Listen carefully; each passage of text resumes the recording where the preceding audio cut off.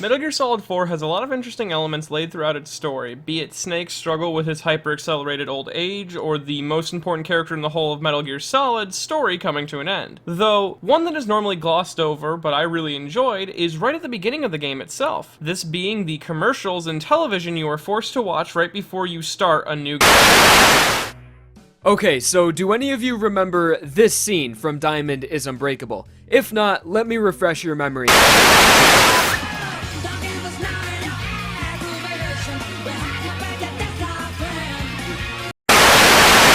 Fine. Let me tell you something. Read my book. Oh, Jesus. Chapter 5, I specifically tell you, you can't.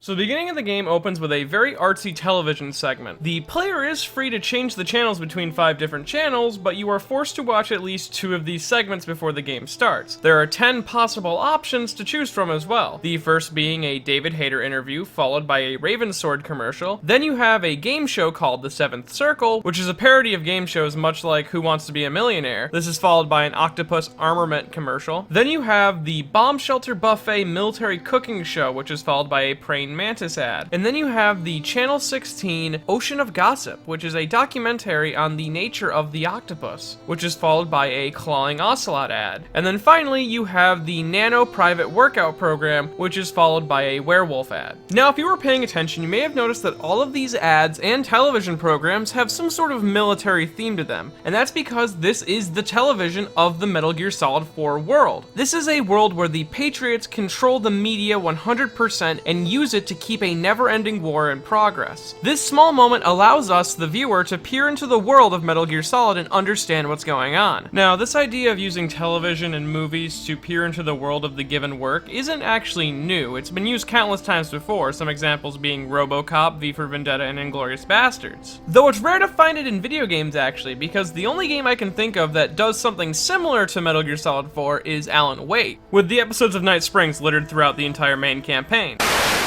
Yeah, good read. Go buy it. No, it is a good read. Look, I'm gonna be honest here. Is that wise? No, but I'm gonna do it anyway. Not to mention that whole Bright Falls stuff that happened forever ago. Like, that was like a while ago. Does anyone remember that? Is that just me? That time of deer again. Deer Fest. Bright Falls world famous buckstravaganza. Venison. Anyways, so since that Metal Gear Solid 4 did this very uncommon thing when it comes to video game storytelling, I thought it would be very interesting to go through and deconstruct each of these programs and introduce and describe how they handled their own military themes in different ways. Plus, I'd like to analyze these programs from the perspective of the Metal Gear Solid game's release order, which is something I started to notice when I was analyzing the commercials in order, so I decided to add them at the end of each of the program segments, though, to be warned, they aren't really backed up by anything and they're just pure personal analysis, so make with them what you will. So first we should look at the David Hayter interview. During this interview, Hayter isn't allowed to speak for himself for very long. He has most of his information shared to us by the interviewer, who interrupts him and puts words into his mouth. Interestingly enough, the only time that the interviewer allows David Hayter to speak without being interrupted is when he shares secrets with the world. Secret, David. Pardon me? You could tell us. Oh, well, it's not much of a secret, but I have a tattoo of Kobe behind my ear. Tattoo! Splendid! Yeah, it's not terribly big.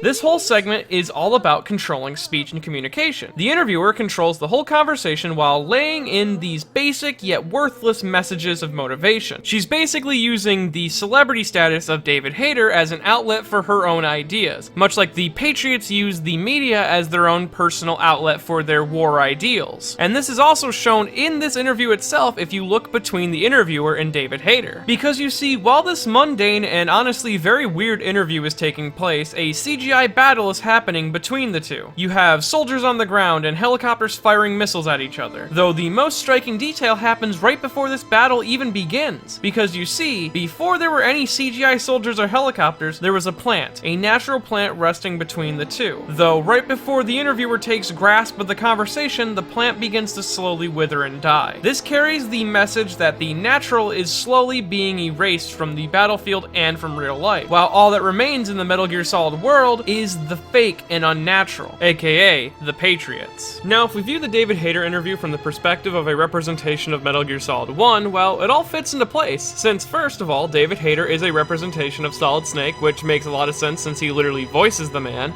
Now, of course, during the interview, all David Hayter wants to do is promote his new movie.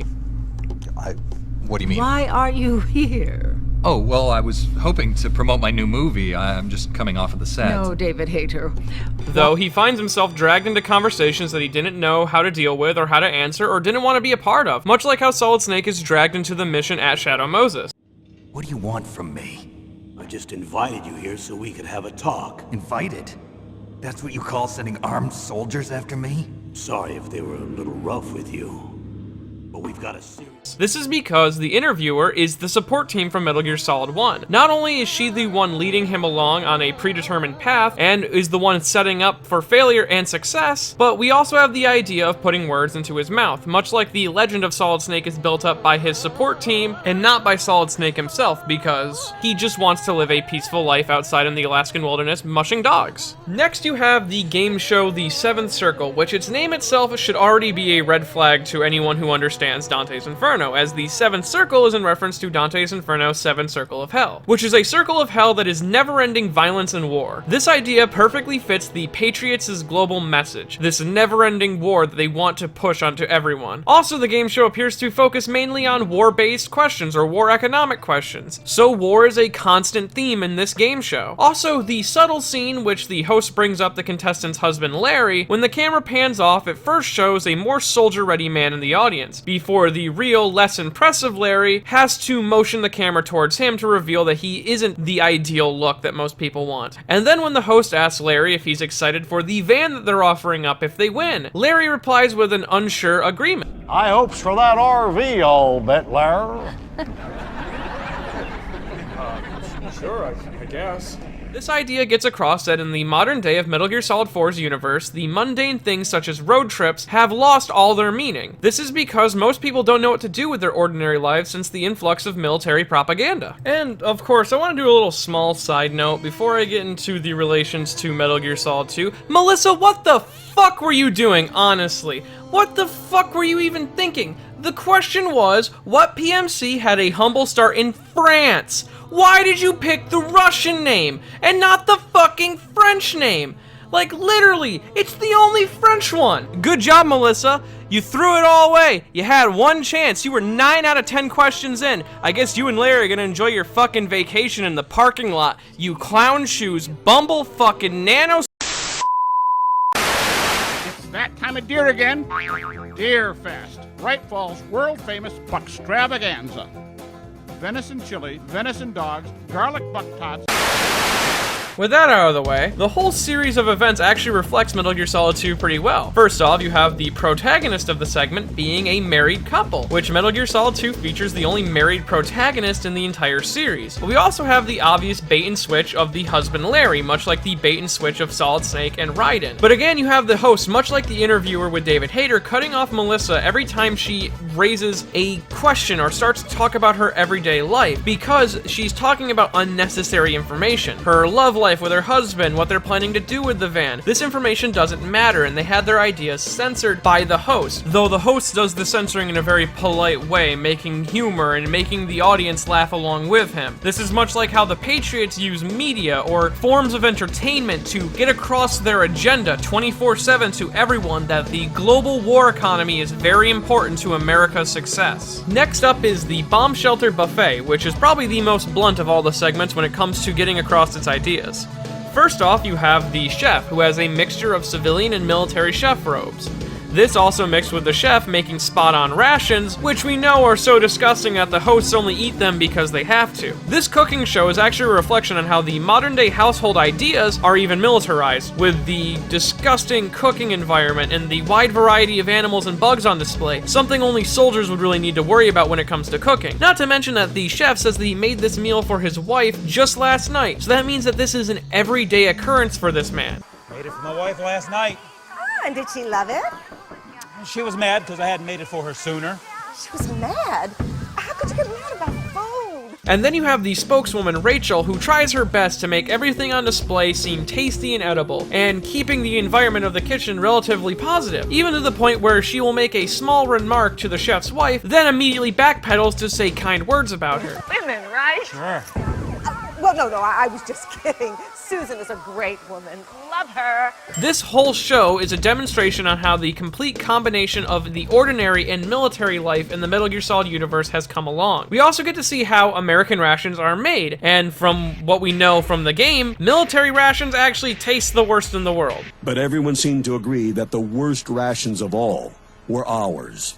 America for the win. Now, viewing this from the perspective of Metal Gear Solid 3, we see the chef is Naked Snake, and Rachel is Eva. Now, not only does the chef, much like Naked Snake, find it difficult to separate military life and civilian life, but Rachel lies constantly to the audience, trying to sway them to the chef's side. Tasting his meals, taking back rude comments towards his wife, all of these things are very reflective of Eva and Naked Snake's relationship. This also closes off this entire segment with the death of a snake, which is exactly what happens at the end of Metal Gear Solid 3, with the death of Naked Snake and the birth of Big Boss. The next show available to us is the nature documentary Ocean of Gossip. Now, it's actually probably one of the best ones of the bunch because it's the least direct about its overall message.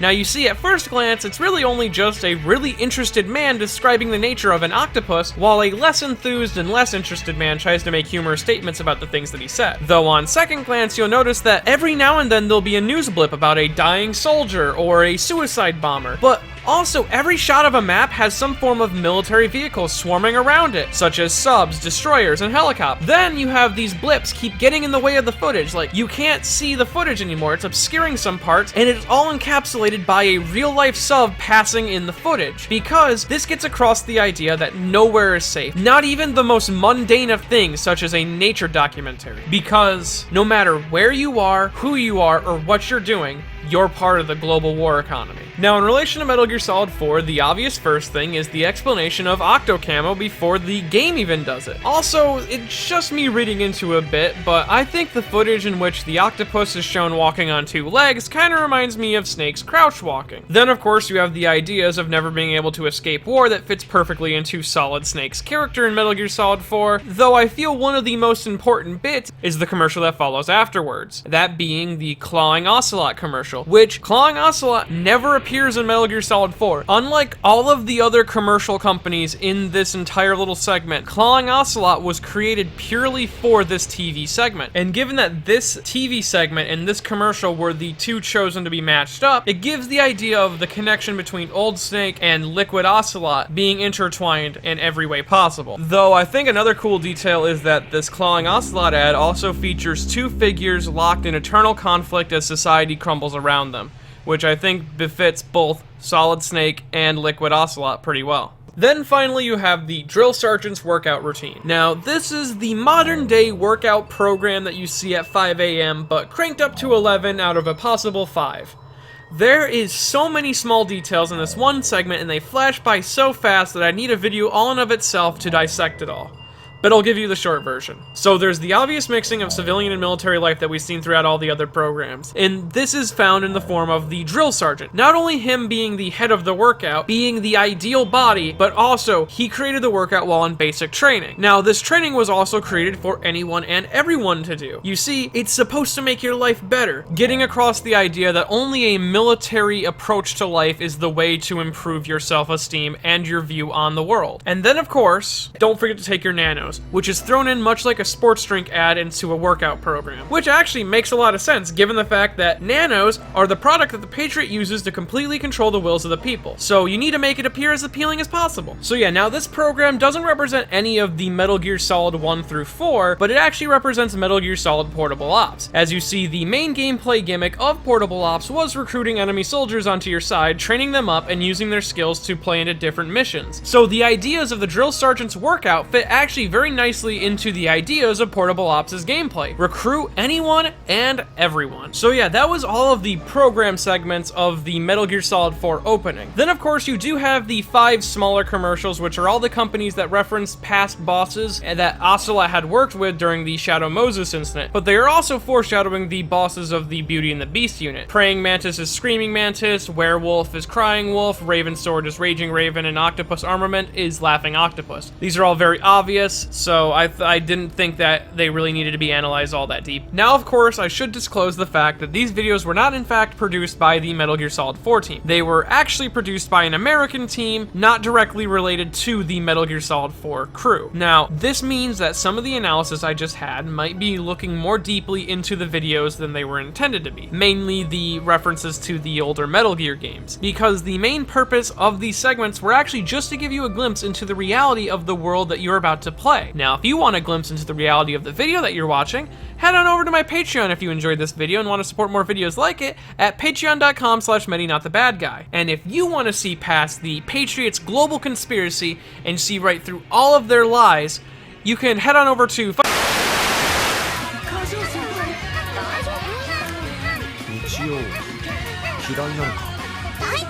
Fuck!